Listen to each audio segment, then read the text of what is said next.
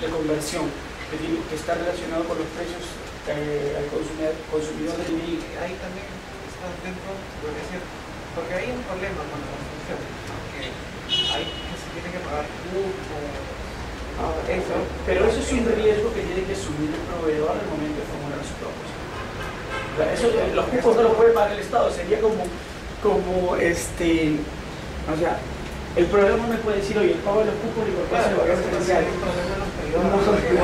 Esa es como que el Estado acepte el delito o no. El Estado pone el valor referencial y el proveedor al momento de formular su propuesta calcula todo ese tipo de cosas. O sea, el proveedor no te da nada gratis, ¿o sí? Todo lo que te pide lo cobras, ¿o no? Exacto.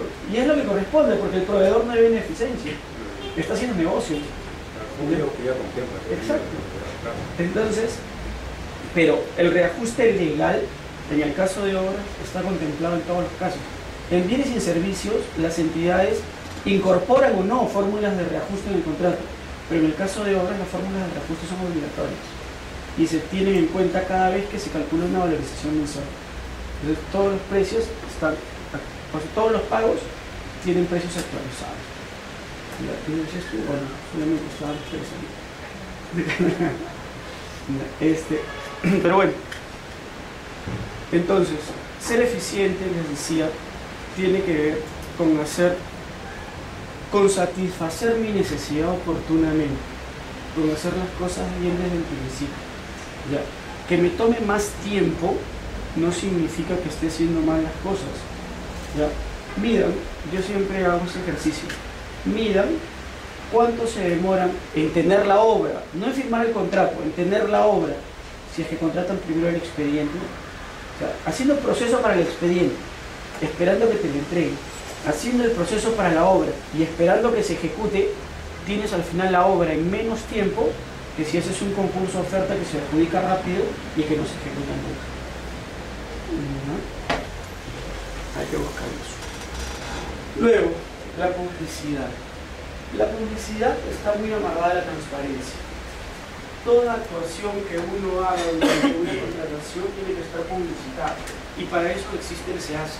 El SEACE nace en realidad como un portal de transparencia y publicidad nada más. Ahora se está convirtiendo en una plataforma transaccional, ¿no? Pero la idea original del SEACE era transparentar las compras públicas, dar publicidad a las actuaciones que realiza el Estado cuando va a desarrollar. Ahora, ¿por qué es importante la transparencia? Les decía, porque el dinero que nos gastamos es justo. Y como nosotros lo gastamos bien,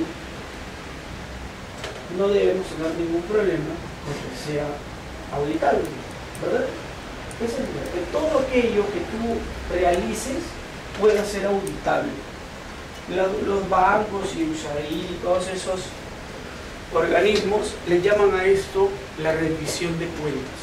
La rendición de cuentas es importante porque la rendición de cuentas permite evaluar la toma de decisiones. Por eso es importante. Todo lo que tú hagas tiene que estar documentado y respaldado. Es algo que la documentación excesiva es algo que a mí particularmente no me gusta mucho, me fastidia. Cuando me dicen, oye Marco, ¿qué opinas de esto? ¿Cómo lo debemos hacer? Ah, mira, lo vamos a hacer así, así, así, así, así. ¿Estás de acuerdo? Sí. Ya, pues empezaron. Pero ¿sabes qué? A mí me informan diciendo eso. Pero si ya te lo dije, ¿para qué tienes el informe? No me informe nada más. ¿Ya? Porque muchas veces los jefes no quieren tomar decisiones si es que alguien más no se los dice. O si no, ellos hacen el informe y después te dicen, ya avísalo. Pero ¿y para qué quieres que lo dicen? No, para irnos presos todos juntos. No, ya avisan. Yo estuve en los papeles del Estado con 50 vistos, ¿no? Eso a la larga convierte también en eficiente, porque en cada escritorio cuánto se demora el papel. ¿Verdad? Porque yo aviso sin leer. Si voy preso, pero al final yo aviso. Pero hay otros que no avisan si es que no se revisan todo el expediente. Yo en los pronunciamientos, yo cuando me los entregan, yo los aviso sin leer. Porque yo ya los revisé antes, ¿no? Y Y se supone que si ya está el documento para salir, no me están poniendo algo distinto a lo que yo realicé. Claro, ese es otro tema importantísimo dentro del Estado. Todo el mundo cuestiona el hecho de que uno contrate a sus amigos, ¿verdad? Entonces, contratar a los amigos como proveedores puede ser cuestionable por lo que decimos hace un rato, pero para trabajar dentro de la institución, contratar a los amigos es importantísimo, ¿ya? Lo que está mal es contratar amigos incapaces, pero contratar amigos buenos no es malo, porque tú no puedes estar en todas y tienes que tomar decisiones trascendentes o trascendentales y necesitas confiar en la persona que está trabajando contigo, ¿verdad? Yo no puedo leer los 50 documentos que me dan todos los días. Entonces hay una persona que trabaja conmigo en la que yo confío, que me dice, oye, eso está bien, genial, lo hizo. O sea, eso en el Estado es fundamental. Por eso, si ustedes se dan cuenta y trabajan ya algún tiempo en logística, que los equipos dentro del Estado se van moviendo, todos se van moviendo juntos, ¿no? Acá hay un jefe y lógicamente los jefes son los primeros en irse cada vez que cambia la gestión. Pero ese jefe no desaparece ni se queda sin trabajo, pasa de un ministerio a otro ministerio. Y dentro de los 2 meses siguientes, todas las personas de su equipo han pasado de ese ministerio al otro ministerio, ¿o no? ¿Ya? Se va el OGA y ese OGA va jalándose a su logístico, a su tesorero, a los mejores analistas de línea, al especialista en valor referencial. ¿Por qué? Porque esa gente yo ya la conozco, ya confío en ella, ya sé cómo trabaja y sé que trabaja bien, así que quiero que forme parte de mi equipo en este nuevo ministerio. Y así funciona todo. Entonces se van dando la vuelta y se van dando la vuelta y tú vas encontrando a la misma gente junta dentro del Estado. Y eso no está mal. No solamente no está mal, es necesario por la cantidad de decisiones que se tienen que tomar y por la cantidad de documentos que se tienen que generar. Pero eso no tiene por qué afectarnos ni la transparencia ni la publicidad. Yo siempre digo, si tú haces las cosas bien, no debes tener miedo a que te revisen, ¿verdad? Si es que alguien te exige poner en un papel las decisiones que tú vas tomando, cúrate en salud y póngase en papel. O sea, si no lo haces, mira, te va a tomar media hora ponerlo en un papel. Si no lo haces, después te va a tomar 2 meses pelearte con el auditor convenciéndole que hiciste las cosas bien. ¿O no? Porque el 80% de las observaciones que formula la Contraloría son tonterías. Pero sin embargo te toma un montón de tiempo responderlas y sustentarlas, ¿verdad? Y a veces te hacen un procedimiento administrativo en el que tienes que estar metido para que al final te digan así, ¿verdad? No tienes que contar. ¿Te tomas? Bueno. Te lo pudiste haber ahorrado si te tomabas media hora o 1 hora haciendo un papelito que te ponías el porqué de la decisión que estabas tomando. A mí no me gusta, pero hay que hacerlo. Es parte del costo de trabajar en el Estado. Luego tenemos el principio de economía. ¿Con qué tiene que ver el principio de economía? ¿Con comprar barato? En realidad no. Es más, comprar barato no siempre significa comprar bien. O sea, es otro lío de los auditores. Creen que si no compraste lo más bajo, entonces te estás robando la plata. Pero si yo compro, y una vez se lo puse así, es fácil a un auditor, que me había hecho 50.000 papeles y estaba pidiendo hasta que me metan preso. Mira, esto que he comprado cuesta $1.40 sol. Eso que tú quieres que yo compre cuesta 70 centavos. Y me dices, oye, qué barbaridad, qué malo que eres, estás gastando el doble del dinero, ¿no? Seguro que te lo estás llevando a tu casa. Bien. Esto que cuesta $1.40 sol me dura 3 meses. ¿Ya? Y esto que cuesta 70 centavos dura 1 mes. Y eso está documentado aquí. ¿Ya? Porque están todos los reportes de las áreas usuarias que se quejan porque esto no sirve para nada y hay que utilizar mucho más cantidad. Limpia con goma. hay goma que pega y a la media hora se despegó, entonces hay que volver a usar la goma. Y esto es un mes. Por lo tanto, en 3 meses tendría que haber gastado 2 soles 10 y yo solamente he gastado 1 sol 40. Nominalmente he comprado más caro, pero en realidad he comprado más caro o no. Claro que igual y ahí aproveché para decir una cosa. Es decir, el tipo de análisis que tiene que realizar. Después es bien fácil mirar el papel, decir 1 sol 40 versus 70 y no ir más allá. O sea, que tú tengas poco nivel de análisis, no tiene por qué costar ningún montón de tiempo todavía. Bueno, aproveché como les digo para decirle varias cosas, pero así de simple razona la auditoría, la Contraloría. Pero eso no tiene que ver con el principio de economía. El comprar más barato no es lo que le exige la norma. Lo que le exige la norma es no exigir formalidades costosas e innecesarias en mis procedimientos. O sea, no incorporar a mis procedimientos exigencias que eleven el precio sin tener una utilidad real respecto de ese producto. Si yo voy a comprar una goma que cuesta 1 sol 40 porque me va a durar más que la que cuesta 70, genial. Pero si yo para comprar la goma le pido al proveedor que me presente 50.000 documentos, entonces esos 50.000 documentos que él tiene que obtener y que no me sirven para nada porque ni siquiera los voy a leer, ¿le incorporan el precio a la goma o no? Claro que sí, porque si él tiene que conseguir un certificado, el costo de ese certificado me lo va a incorporar en el precio. Así de simple. ¿Y para qué sirve el certificado? No sé, pero todo el mundo lo pide, entonces hay que pedirlo también. Es una respuesta bastante clásica. ¿Y para qué pides esto? Miren, ejemplo. Uno de los documentos que se pide siempre para firmar el contrato es la constitución de la empresa. La copia literal de la constitución de la empresa. ¿Para qué sirve ese documento? ¿Para qué sirve? Si no estuviera registrado no tendría RNP. Si no estuviera registrado tendría RUC. El hecho de que tenga RNP y RUC, ¿qué significa que tenga y es una empresa formalmente constituida?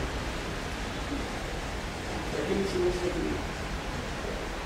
Para verificar los socios. Mentira. Porque el representante legal tú le pides una vigencia de poder. Verificar los socios tampoco, porque las sociedades anónimas, por ejemplo, solamente aparecen en la Constitución los socios fundadores. Cualquier otra transferencia de acciones no es necesaria registrarla. Por lo tanto, la información respecto de los socios que ves en la Constitución puede no reflejar la realidad. Para que sí, y todo el mundo lo pide. Es más, está en las bases estándar del OCE. El OCE también lo he puesto dentro de las bases estándar como documento. Bueno, antes era obligatorio, ahora dice también se podrá pedir, no es opcional. Pero cuando yo pregunto ¿para qué sirve? Hasta ahora no me responden. Pero verdad, pues, cada vez que hay una respuesta, siempre encontramos el por qué es una. Entonces, si el presentar eso, ¿cuánto cuesta? Si es que es una empresa nueva y tienes 3 o 4 hojas, no cuesta nada. Pero si eres una empresa de seguros, por ejemplo, las empresas de seguros tienen 100 años y 50.000 modificaciones asociativas. Es así, su propia vida. Eso te lo encuentro el precio. Y es un documento que no sirve para nada. A mí particularmente me parece que no sirve para nada, pero todo el mundo lo pide. Y lo peor de todo es que cuando te lo presentan, no lo lees. Lo metes dentro del expediente de contratación y bueno, hay que o lo lees. ¿Ya? Porque finalmente los ISO tú los lees al momento de evaluar. La documentación que pides para acreditar la experiencia la lees al momento de calificar y todo eso. Pero la constitución que pides para firmar el contrato no la lees. No se lee, pero se pide.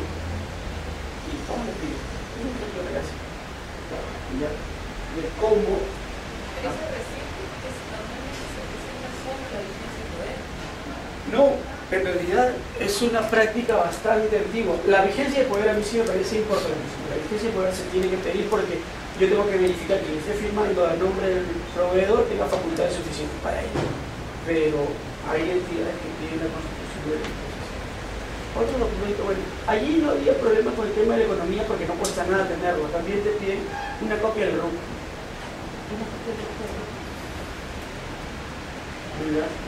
Y ni siquiera es un documento formal emitido por la SUNAT, ¿no? Es simplemente ingresar, poner tu RUC y aparece que el RUC vigente. O sea, lo imprimes y lo entregas.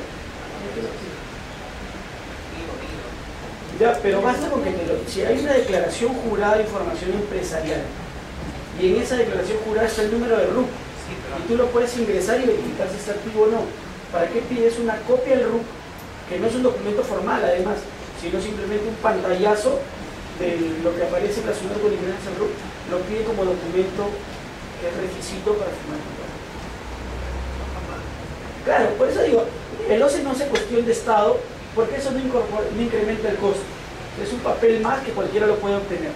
Pero si vamos un poquito más allá, ¿sirve para él? No sirve. Lo que pasa es que cuando a veces como no ha habido o no activo, tú no vas a poder pagar. Porque si tú le pagas, está mal pagado. Pero si lo tienes que pedir al proveedor, lo puedes verificar tú. Uno lo Eso puede verificar, pero eso te ahorra tiempo de estar realizando en la calculadora. Mira, ese era otro de los documentos que tenían que ver con esto que estamos diciendo, era por ejemplo la copia del RNP dentro de la propuesta técnica. Tanto así que el OCE ya lo retiró de la ley, ya no está más, ¿verdad? Se pedía una copia del RNP para que, y había gente que se descalificaba. Nos quedábamos sin buenas propuestas porque te habías olvidado de presentar una copia del RNP, cuando eso lo podía verificar la propia entidad. Es más, ahora lo verifica el propio sistema, porque si tú le das la buena prueba a alguien que no tiene RNP vigente, te rechaza, ¿verdad?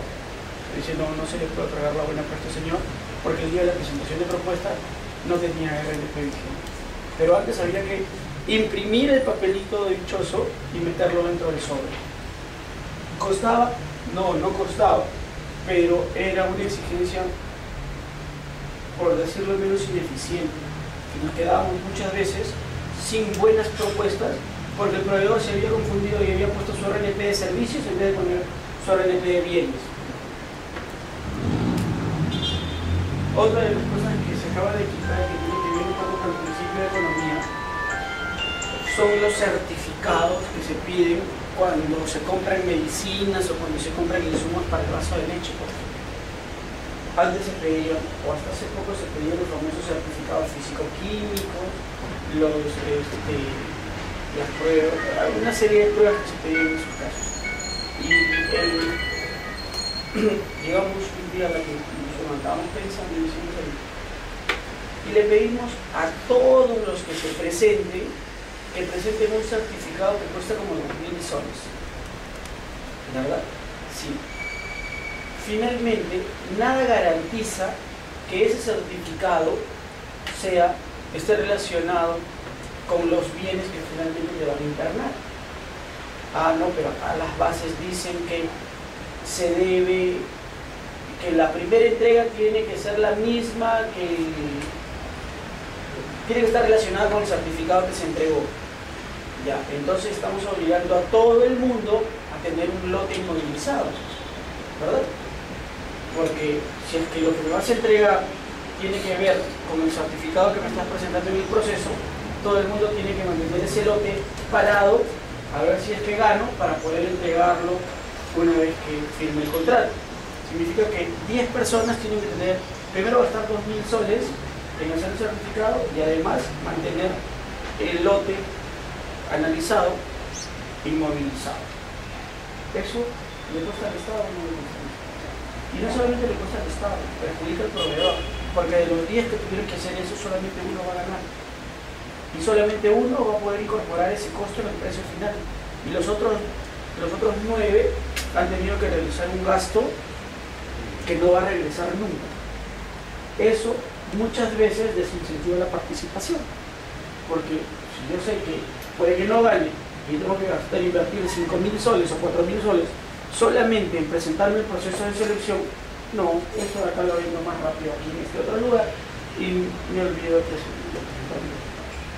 Y muchas veces quienes toman esas decisiones son los proveedores más grandes, porque tienen tan buenos clientes o tantos clientes que no les interesa vender al Estado. O perdón, o mejor, pueden sacrificarle una venta al Estado porque ellos tienen sus ventas por otro lado aseguradas. Entonces el Estado se va quedando sin los mejores proveedores. Todo por una regulación ineficiente, o una regulación poco clara, o poco lógica dentro de la casa, ¿verdad? Todo eso tenta contra el principio de economía. Como todo esto que estamos conversando tiene que ver con el sentido común. ¿Por qué nada de eso? Luego, el famoso principio de vigencia tecnológica, lo que les decía hace un rato, hay que comprar lo mejor del momento, lo mejor que hay en el mercado, pero en función de la necesidad que busco satisfacer. ¿Ya? No hay que comprar la última computadora que va a salir, hay que comprar la mejor computadora posible para los abogados de asesoría jurídica, que son los que van a utilizar.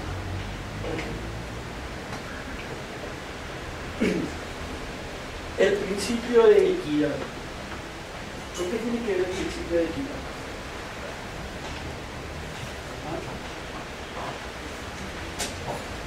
Con el equilibrio que debe existir entre lo que pedimos y lo que pagamos.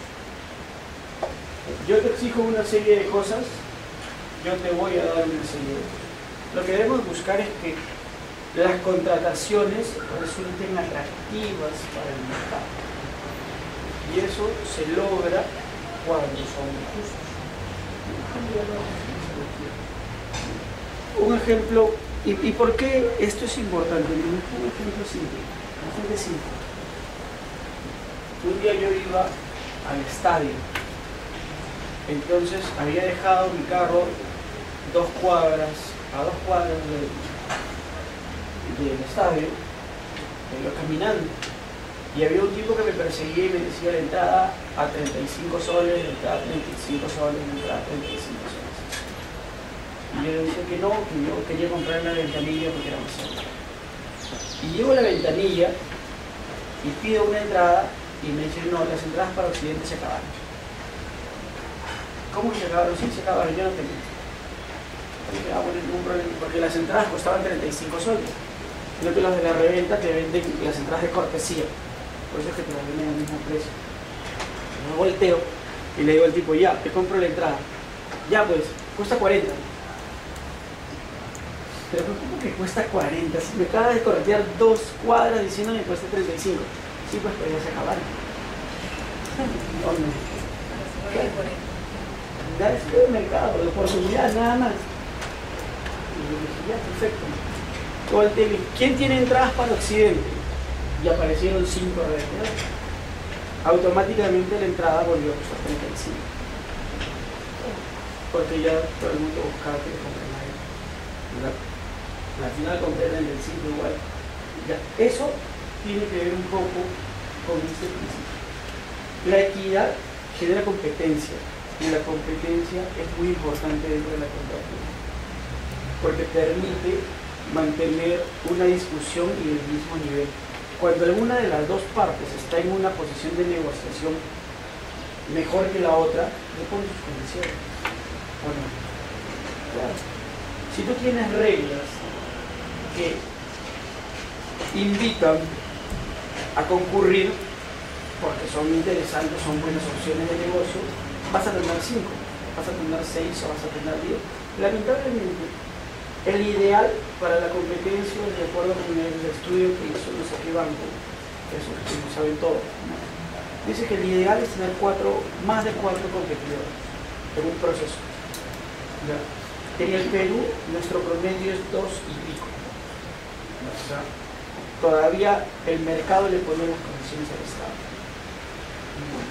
Y no es solamente culpa del mercado, porque acabamos de decir hace un rato que el mercado está haciendo negocios y la principal regla de negocios es obtener la mayor utilidad posible. Bueno, dentro de la legal, obtener la mayor utilidad posible. Entonces, si yo soy proveedor y llevo un acto público y veo que estoy solo, ¿qué hago? Todos los proveedores van con 2 sobres económicos. Uno donde pone su mejor propuesta y otro que es el 100% del valor ofrecido. Si yo estoy solo, te cobro todo lo que tú estás dispuesto a pagar, ¿no? 100% de la referencia. Si es que hay competencia, entonces te doy un mejor precio para ganar. ¿No? Y eso se genera ¿por qué? Porque no hemos sido lo suficientemente buenos como para traer al Estado a nuestra país. Porque nuestras condiciones no son las más adecuadas. Porque queremos tener un platillo volador y estamos pagando por un triciclo, ¿no? O porque queremos tener lo último que hay en el mercado, pero estoy pagando por una computadora que 24. No existe. Entonces, con eso tiene que ver la equidad. Tiene que haber equilibrio entre lo que yo exijo y lo que yo ofrezco como Estado para que mi compra resulte atractiva y el mercado concurra. Tiene que ver también, y todos los principios, todos, tienen que ver con el principio de competencia y libre competencia. Porque finalmente ese es el objetivo. Cuando yo estoy en los actos preparatorios, además de buscar satisfacer una necesidad, busco generar competencia. Porque mientras mayor sea la competencia, mayores posibilidades de obtener condiciones ventajosas. Este es el ejemplo del Estado. Mientras más gente se pelee por venderte, ¿ya? Mejor es tu posición de discusión, ¿ya? Tu posición de negociación. Listo.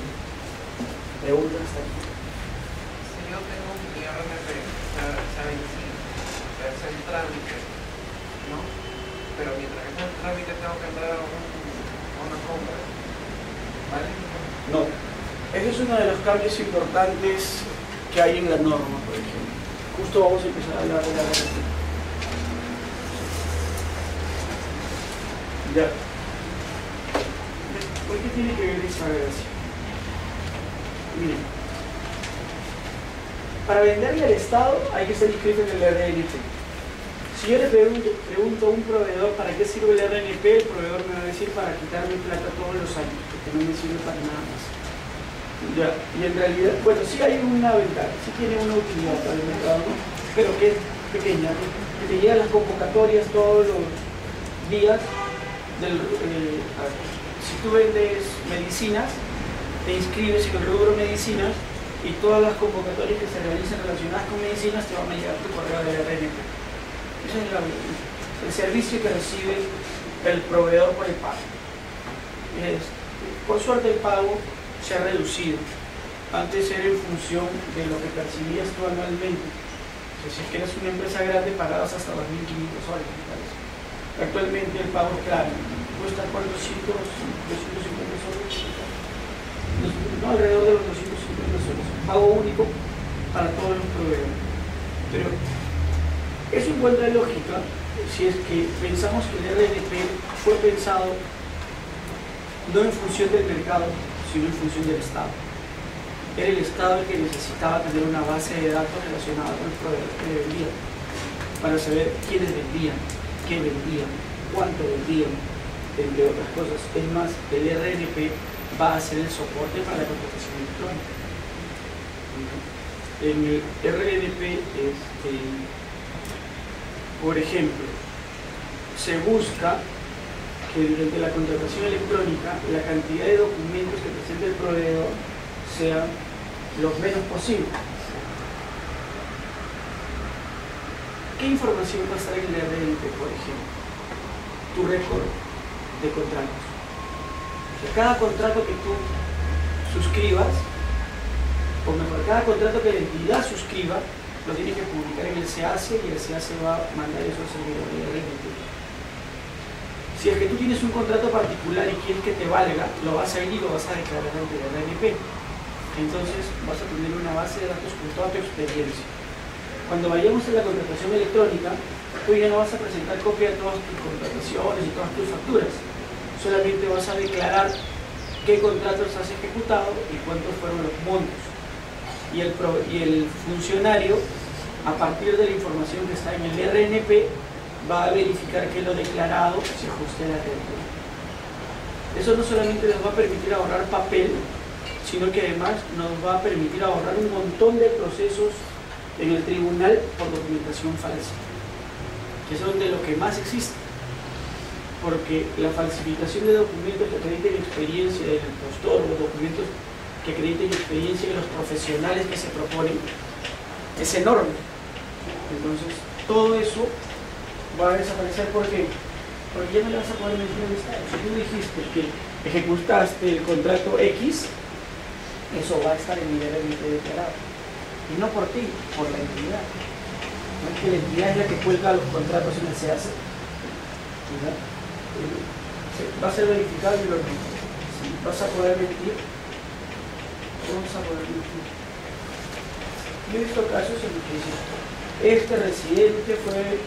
este profesional fue el residente de la obra fulana de tal. Y le dicen, pero si esa obra la ejecuté yo, y este es el residente. Ya llegan a ese nivel. Y todavía discuten, claro que sí, pero si la obra la ejecuté yo, y el residente era otro, y eso termina en el tribunal de Estado. O el mismo residente, la misma obra, en un proceso, tiene 4 residentes. O sea, hay 3 que están mintiendo. Lógicamente, aquellos que no ganan, si es que no gana el que dijo la verdad, eso termina en el recurso de apelación. Y muchas veces, aún ganando el que dijo la verdad, termina en un recurso, ya no en un recurso de apelación, sino en un proceso sancionador, porque denuncia a los otros, porque el que los inhabiliten significa que los siguientes procesos no tienen competencia. Entonces, esa va a ser una de las utilidades de la RNP. Al Estado de la RNP sí decide. Ahora, antes, si es que tú mentías al momento de inscribirte en el RNP, no pasaba mucho, ¿verdad? Te cancelaban tu RNP y ya. Pero ahora, si es que tú mientes al momento de inscribirte en el RNP, te cancelan el registro y se te impide la reinscripción por 2 años. En realidad es una sanción sin pasar por el tribunal. Alguien puede decir que eso es inconstitucional o lo que quieran, pero mientras no se declare la inconstitucionalidad de la disposición se aplica. Es válido, porque allí hay una sanción automática, sin proceso. Yo verifico que me mentiste, no te puedes inscribir por 2 años. Y al no inscribirte por 2 años significa que estás inhabilitado para contratar con el Estado por 2 años. Porque el que no tiene RNP no puede contratar. Ahora, hasta el 20 de septiembre, cuando uno se presentaba a un proceso de selección, tenía que tener RNP vigente desde que se inscribía hasta que firmaba el contrato, ¿verdad? Y con una vigencia ininterrumpida. Bastaba con que un día te quedes sin RNP para que dejes de ser participante de ese proceso. Si es que nadie se daba cuenta, pasabas piola. Pero si es que algún competidor lo advertía y lo denunciaba, el comité te tenía que sacar del proceso. A ver, si estabas antes de la integración de bases, no importa, pues una vez que recuperaba la vigencia de tu RNP, te volvías a inscribir y se acababa el problema. Pero si ya había concluido la fase o la etapa de registro, estabas muerto, porque ya no te podías inscribir más y te quedabas fuera del proceso. Eso ha cambiado. Ahora solamente se exige vigencia del RNP al momento de registrarte, al momento de presentar propuestas, al momento de que se otorga la buena pro, al momento que se consiente la buena pro y al momento que se firme el contrato. Si pierdes vigencia en algún punto intermedio, no importa, siempre que la hayas recuperado antes de la realización del siguiente año. O sea, yo me registré hoy día, tenía vigencia. Mañana pierdo vigencia, pero la presentación de propuestas es dentro de 2 semanas. Si el día de la presentación de propuestas ya recuperé la vigencia del RNP, no hay ningún problema. Mi propuesta o mi participación sigue siendo válida. Pero el RNP en trámite implica que no lo tengo. Y que el RNP en trámite en ningún caso puede validar tu participación. Oye, pues sí, trámite, mañana me la dan. Bueno, mañana. No, pero mañana no hay presentación de propuestas. Entonces viene el próximo proceso.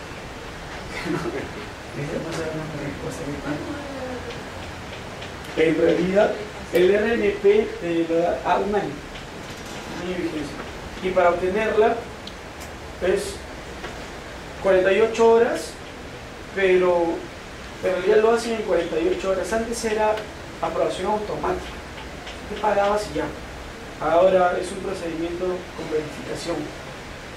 Y el RNP se puede tomar hasta 30 días para darte la vigencia. Pero ellos, por un tema de procedimientos internos y acuerdos internos, le dan la vigencia, posible hacer el trámite en 48 horas como máximo 72. En el caso de bienes y servicios, en el caso de consultoría y ejecución de obra, sí se toman sus 30 días, porque no es tan fácil como verificar que hayas pagado y hayas presentado la declaración jurada, sino que hay que presentar una serie de documentos adicionales, ¿no? Hay que hacer una evaluación técnica, una evaluación económica, una evaluación contable del proveedor antes de darle el RNP. Entonces, para consultoría y ejecución de obras sí se toman 30 días. En caso de bienes y servicios, en 48 a 72 horas. Antes teníamos otro problema. Tenía que vencerse el RNP para que tú inicies el procedimiento de renovación. Entonces siempre había un tiempo en el aire. Ahora se permite iniciar la renovación 30 días antes. Así que si te quedaste sin RNP es porque fuiste poco diligente. Ya está. Esta es otra modificación interesantísima. Pero ustedes me ejecutan ahora. ¿Sí? Ya. Que tiene que ver con la capacidad de contratación de los ejecutantes de obras. ¿Qué es esto de la capacidad de contratación?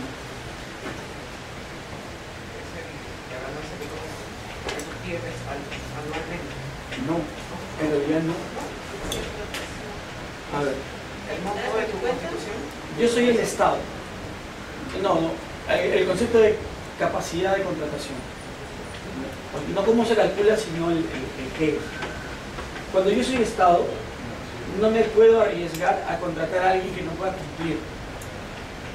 En el caso de bienes, servicios y consultoría, yo como Estado he decidido asumir el riesgo de contratar con alguien que no puede cumplir.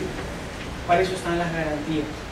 En el caso de obras tenía garantías, pero como los montos involucrados son más grandes y normalmente las obras se ejecutan para satisfacer necesidades sociales, no estoy dispuesto como Estado a asumir el riesgo de contratar con alguien que no puede. Entonces, además de pedirle garantías a los proveedores, le voy a dar una capacidad máxima de contratación. Le voy a decir, tú puedes asumir obligaciones conmigo hasta por determinado monto. Si es que excedes ese monto, el riesgo de incumplimiento es muy grande y por lo tanto yo no lo voy a asumir. Esa es la idea de la capacidad máxima de contratación. Es un monto que le asigna el Estado a los proveedores y le dicen, vas a poder asumir obligaciones hasta por este monto. ¿Ya? Por eso es que los contratos de obra, cuando se firman, los declara la entidad y cuando se ejecutan, los declara el proveedor. Porque ¿cómo funciona? Cada vez que la entidad ejecuta un contrato de obras, lo publica en el SEACE y automáticamente la capacidad de contratación de ese proveedor se reduce en un monto igual al monto del contrato que he firmado. Yo tengo 50 millones de capacidad, acabo de firmar un contrato de 10 millones, por lo tanto me puedo obligar hasta por 40 millones más, ¿no? Esa es la idea. Y si es que sigo firmando contratos, se sigue reduciendo mi capacidad. ¿Cómo la libero? ¿Cómo la recupero? Bueno, ya ejecuté ese contrato, voy y le digo al RNP, oye, ya ejecuté. Por lo tanto, esos 10 millones que tenía yo obligados ya están libres. Vuelvo a tener 50 millones. Y esa liberación no se hace únicamente cuando concluye la obra. Todos los meses los proveedores van al RNP y le dicen, de esta obra de 10 millones ya valoricé 1 millón, así que libérame 1 millón de los 10 que tenías tomados. Todos los meses se declaran las valorizaciones y se va liberando capacidad de contratación. Por eso es que cada vez que se firma un contrato de obra, uno de los documentos que se tiene que presentar es el certificado de capacidad libre de contratación, de que mes a mes esa capacidad varía. ¿Cómo se calcula? A través de esta fórmula. Es 15 veces el capital de la empresa más 2 veces el monto, la sumatoria de las obras que tú has, la sumatoria de los montos de las obras que has ejecutado. Tú has ejecutado 3 obras por 10 millones cada una, entonces hay 30 millones, por 2, 60 millones. Tienes 2 millones de capital social, por 15, 30. Más los otros 60, 90 millones es tu capital de contratación. ¿No? Así se calcula. ¿Y por qué lo he puesto ahí? Porque eso ha cambiado en relación con los proveedores extranjeros. Antes los proveedores extranjeros, a los proveedores extranjeros se les calculaba igual que a los nacionales. ¿Ya? Pero resulta que, por ejemplo, para poner un ejemplo X, ya no es la realidad, porque Abengoa tiene mucho dinero en el Perú. Abengoa es la segunda constructora más grande de España, ¿ya? Y una de las más grandes de Europa. Entonces, Abengoa tenía una experiencia enorme, tenía un capital social enorme, pero estaba en España. Venía aquí y en el Perú no ponía ni un real de dinero, simplemente tenía una oficina. Pero para tener su capacidad de contratación utilizaba su experiencia española y su capital de la matriz. Obtenía una capacidad de contratación enorme y podía presentarse a todos los procesos habidos y por haber. Muchas veces los ganaba y cuando surgían los primeros problemas se iba y se acababa el problema. La entidad le decía: te voy a mandar al tribunal para que te sancionen. No me importa, no voy a regresar nunca más. Porque eran empresas que no tenían capacidad o intención real de invertir en el Perú. Sin embargo, había empresas nacionales que tenían todo su capital aquí, pero su capacidad de contratación era mucho menor que esta que había venido. Y muchas veces se quedaba sin contratos en los que hubiera podido actuar mejor que el extranjero que vino, ¿verdad? Entonces, ahora el RNP se ha modificado, la ley y el reglamento se han modificado en ese extremo. He dicho, si tú eres una empresa extranjera, pero no cualquier extranjera, una extranjera que no forme parte de ningún país que tenga tratados de libre comercio, y vengas al Perú, para calcular tu capacidad de contratación, el capital que yo voy a tener en cuenta es el capital suscrito y pagado en el Perú. O sea, ven acá, constitúyete con una sucursal, o ya, no pongas una sucursal, pon una oficina, pero destina el capital y mételo dentro de una cuenta. La cantidad de plata que tú pongas en el Perú para hacer negocios va a ser la que yo voy a tener en cuenta para esta variable. ¿No? Porque si no tienes real intención de invertir, no tengo por qué favorecer mi contratación. Esa es la idea. Y se ha incorporado esta disposición. Nunca puedes tener, dice, ¿dónde está? El capital suscrito y pagado no podrá ser menor al 5% de la capacidad máxima de contratación. O sea, si yo calculo esta fórmula y el monto que me arroja esto es mayor al 5% del capital que esa persona puso en el Perú, entonces no le voy a dar el monto que arrojó la fórmula, le voy a dar solamente el 5%. Si el monto que arroja la fórmula es menor al 5% del capital que él puso en el Perú, no le voy a dar el 5%, le voy a dar lo que arroja la fórmula. ¿No? Y eso me parece que está bien. Lógicamente las constructoras extranjeras se han puesto como locas, pero mira, hace ¿qué estamos en 2013, no? Hace 20 años el Perú se estaba reinsertando en la economía mundial y era lógico que acepten todas las condiciones que le ponían los capitales extranjeros, porque necesitábamos que se inyecte capital a nuestra economía, ¿verdad? Por eso es que todavía tenemos estos contratos mineros que estamos sufriendo, ¿no? Nos dicen, qué injusto ese contrato minero, desgraciado Fujimori, ¿cómo pudo haber firmado una barbaridad como esa? Si vemos el contexto, ese contrato era el único que se podía firmar en esa época. Si es que el Perú intentaba poner unas condiciones distintas, simplemente no venía el capital y se acababa el problema. Pero firmar contratos mineros como esos, actualmente sí sería una barbaridad, porque el Perú ya está en una posición de negociación distinta.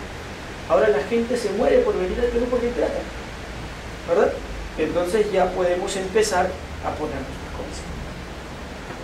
Esta es una muestra de que el Perú va poniendo condiciones al capital. O sea, ven, me interesa que venga, pero ya no vienes a luchar. Ahora vienes a trabajar y vamos a negociar como país. Sí, también sería conveniente para que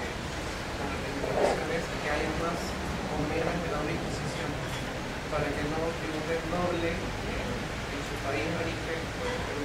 Sí, sería interesante pero más que lo convenios. Mira, yo te soy sincero, a mí me parece que el Perú en ese sentido es bien tonto. Nosotros agarramos y tenemos una tributación en muchos casos bastante baja, una tasa impositiva bien baja para las empresas extranjeras.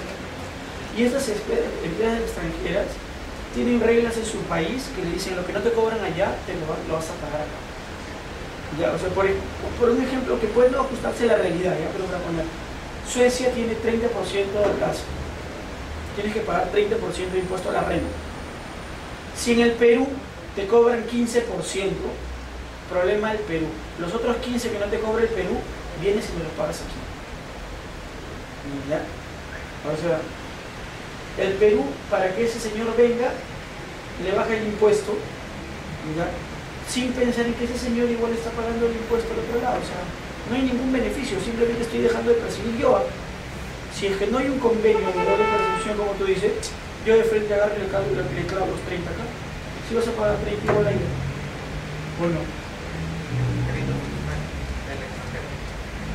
Ahí utilizas el crédito fiscal del extranjero y luego lo utilizas en tu país. Por eso te lo bajo. Pero como no hay doble imposición, no hay ningún convenio, igual le cobran acá y le cobran ahí. Sí, pues, pero bueno. Ahora, otro de los temas relacionados con esto es, y eso también me parece bueno, que el Perú ha decidido exigirle a los extranjeros las mismas formalidades que le exigen a los peruanos en los demás países. Eso me parece interesante. Y allí sí, independientemente de que tengamos TLC o no. ¿Ya? Porque esto del 5% y el cálculo es solamente para empresas que vienen de países donde no hay, con los que no tenemos tratados de libre comercio. Pero, para poner un ejemplo, en Chile, a los ejecutores de obras peruanos, antes de permitirles contratar con el Estado, les exigen que estén constituidos en Chile 2 años. Y que los profesionales sean profesionales de planta y estén trabajando en Chile por lo menos 1 año, ¿no? Y cuando vienen al Perú, las empresas chilenas obtienen su inscripción en el RNP en un mes y empiezan a contratar con el Estado en un mes. Con esta nueva disposición, cuando venga una empresa chilena a inscribirse al Perú, le vamos a decir, bueno, tiene que estar constituida aquí durante 2 años, los profesionales tienen que usar la planta y tener por lo menos 1 año. Algo que también me parece justo, ¿verdad? Ahora sí. Eso respecto de las ciudadanías. No hay intermedio aquí. Debo traer hasta las 3 de la tarde. ¿Cómo?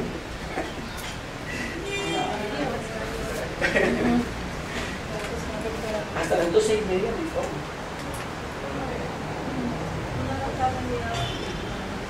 realmente de qué hora quieran la clase. De 9 a 1. Hasta la 1.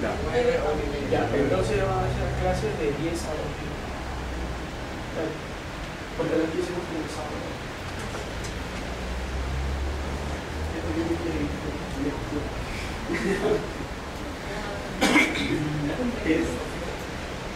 Podemos prescindir, por ejemplo, del intermedio. Simplemente bajan, toman las cosas y regresan y comen que se vayan. Son 10 minutos nada más. Sí, ya. Ahí bien. En esto de la fase de programación y estos preparatorios, tenemos que hablar primeramente del famoso PAC. ¿Ya? Cuando uno le pregunta a los funcionarios qué es el PAC, me dicen, es un documento que sirve para hacerme perder el tiempo, porque lo tengo que estar modificando cada vez que tengo que convocar un proceso de selección. ¿Ya? El plan de manutención. Y claro, por la forma como se gestiona el PAC, se convierte en una carga en lugar de ser una herramienta útil. Pero en realidad un PAC bien utilizado es una herramienta bastante útil. ¿Verdad? ¿Qué es esto del PAC primero? Nosotros sabemos que en julio, agosto, septiembre, dependiendo de qué tan grande y compleja sea nuestra entidad, se inicia la elaboración del famoso cuadro de necesidades, ¿verdad? Le preguntamos a todas las áreas qué van a necesitar el próximo año, porque necesitamos pedirle al MEF el presupuesto, ¿no? Porque necesitamos que se incorpore en la ley de presupuesto el dinero con el que vamos a trabajar nosotros el próximo año. ¿Y por qué se hace con tanta anticipación? Si todavía, o sea, hay cosas que tú sabes que vas a necesitar el próximo año, pero hay otras cosas que no puedes prever con tanta anticipación. Bueno, nuestros sistemas de abastecimiento, nuestros sistemas de presupuesto, nuestros sistemas contables, nuestro sistema de control, no siempre tienen reglas que conversan. Es más, tienen muchas de esas reglas que se contradicen. Y como está estructurado nuestro sistema de presupuesto, es necesario tener en octubre todo discutiendo en el MEF para que el MEF retase todo lo que ya